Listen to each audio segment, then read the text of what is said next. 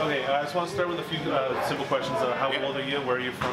I'm 42. I'm from Windsor. Oh, actually, I grew up in Niagara Falls, but I moved here early 20s. And what do you do for a living?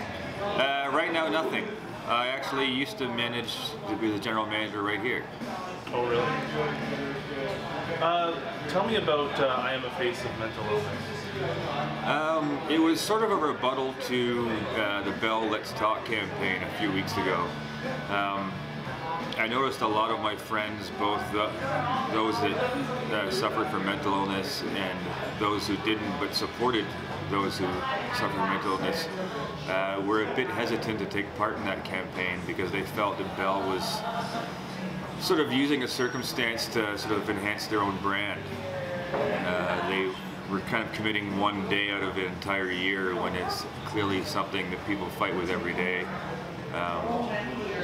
So I wanted to also approach it from the aspect that it's a campaign more to help erase the stigma of mental illness than it is to raise money.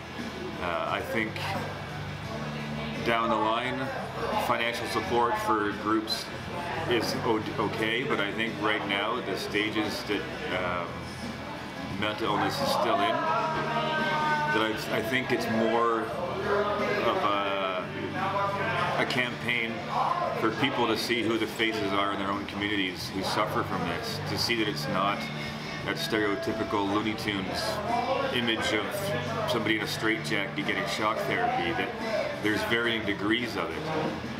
So it was something that I was hoping would catch on. I didn't expect it to catch on quite as quickly as it did, but I suppose that's the power of social media. Just let me check the sound.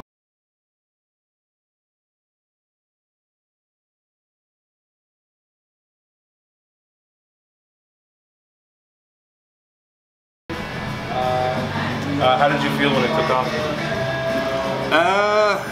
To be honest, it was probably as equally as inspiring for me as it was for other people, because I wasn't quite sure how it was going to be received.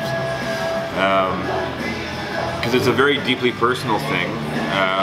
Because of the stigma that does surround it, a lot of people are still very afraid to come out, so to speak, and admit they suffer from these problems. But it was inspiring. I mean, I learned many of my friends that I've known for 15, 20 years that have suffered from this. And it wasn't just the public ones I got. I probably got at least close to 100 private messages through Facebook and on Twitter from people either that suffer, that were thanking me, and they would spill their guts out to me of their own issues, but they weren't ready yet to go public with it. Or it was people who didn't suffer from it, but were just offering their support behind closed doors, that they wanted to talk to me personally. So it was actually very therapeutic for myself. I didn't expect it to be quite like that, but it was quite an emotional week. And why do you think mental illness does have such a stigma and people are afraid to talk about it? I think because for so many years, the mental illnesses were never really considered that unless they were really major things. So for a lot of people, especially a lot of people in my own parents' generation, it does have a very strong, that Looney Tunes image I was referring to. I think it needs to break away from being labeled just under the umbrella of mental illness. I think it's a very vague one that sometimes people kind of instantly associate the far end of the spectrum. Like, you don't refer to the common cold or cancer as body illnesses. It's not under one general thing. They're all broken down very specifically. But I think when you say you suffer from mental illness, people automatically gravitate to the worst case scenario. And no, it doesn't mean that we've all got schizophrenia, or we're all suffering from Alzheimer's, or we're all having some kind of a dissociative problem. Depression is a very real mental illness, and mental illness to schizophrenia is probably comparable to the common cold versus cancer. I mean, they're both one's very treatable, and some are things that take a very long amount of time and work to deal with. So I think just that generalization alone of really cloudies the issue a lot. How do you personally deal with depression?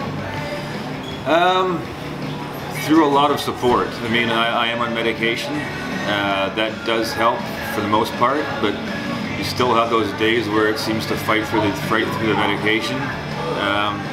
The support of my wife has been invaluable. The support of my family, the friends who didn't know prior to me coming out on Facebook, has been invaluable. I mean, sometimes you need a good kick in the butt to get yourself up sometimes. Sometimes it's just them knowing when to leave me alone. Sometimes you just need to get through yourself, sitting on the couch watching movies one night. They never sort of have gone to that thing of, you know, a lot of times people will just say, oh, you know, it's okay, everything's fine, everything's fine.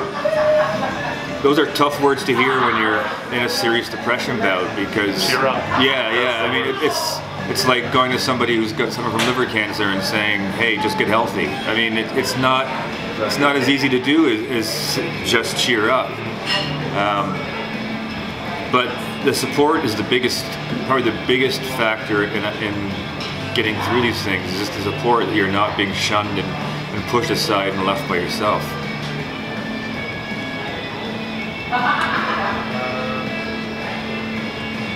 Do you have any plans after this awareness campaign on Twitter to take this any further? To do other things with it's definitely crossed my mind. More so because, I mean, even now, it's been a couple weeks now, I'm still getting people. I just had a friend that I've known for about 20 years Facebook me privately last night to talk. He wasn't ready to go private, but we had a fairly lengthy conversation about that he suffers from a lot of these same issues, same problems that I go through, and he was just, you know, thankful.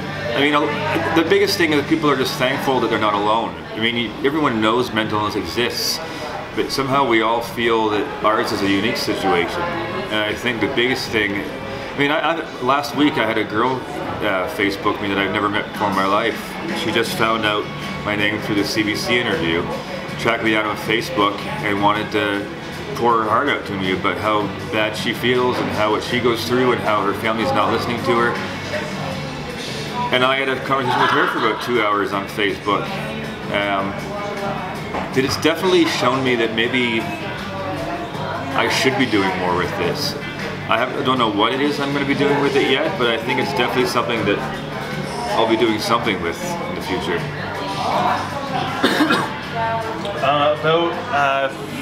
Maybe 4 months, maybe 4 months ago, Robin Williams died, committed suicide over depression. Do you think that, what do you think of the public reaction to that? Do you think it was appropriate? For the most part, I think it was. I think the stigma is getting better. I mean, it's not as bad as it was even 10 years ago. That was actually especially hard for me because growing up, he had always been sort of a comedic hero of mine. I grew up, you know, 42, so I grew up with him and Mork and Mindy, and so I've kind of seen his entire career. And it was only about 5 or 6 years ago that I discovered that he was a depression sufferer.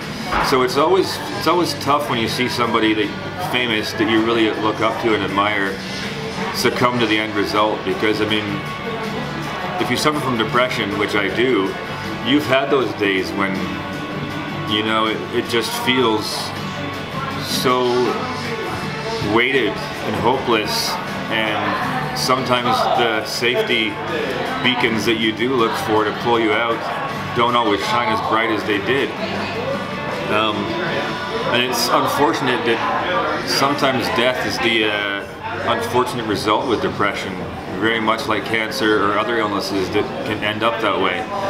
It's not like anyone that's committed suicide that suffers from this disease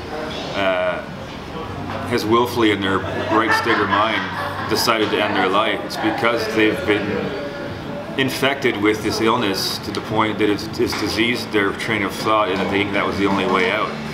So, I mean, yeah, I was saddened seeing some memes and things that kind of said it was a cowardly way out of dealing with it, because Robin Williams has been dealing with that for 30, 40 years, and he's managed to say no enough times that he was clearly in a spot that his mind was not of sound mind and body to make a decision. It's sad. It's like seeing a soldier get taken down in a battle. You wish they had stuck around or swerved the bullet. Do you think we're headed in the right direction? I do. I really do. I mean, it's very akin to any major social upheaval. I mean, people say, oh, everyone's saying it's mental illness now. I don't necessarily agree. I do think that we are a bit of an over-medicated society. I do think that there are a lot of prescriptions still being handed out that probably aren't quite there. But people, I think, need to realize that sometimes mental illness, much like the common cold, isn't a permanent thing. You can suffer from depression for 6 months, you can suffer from a week, you can have it for 3 days. You might need the medication for 3 days, you might need it for a week, you might need it for a year, you might need it for the rest of your life. But it's still very there, and I think it's because we're becoming more aware of these things. For example, autism, we're discovering it's a far bigger disease than we thought 20 years ago or 10 years ago. So it's not that they're making up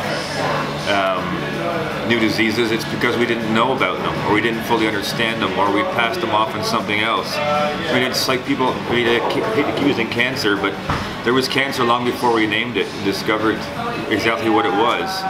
It's just that, so you can't say that cancer just started in 1907 or whenever the first official treated cancer was.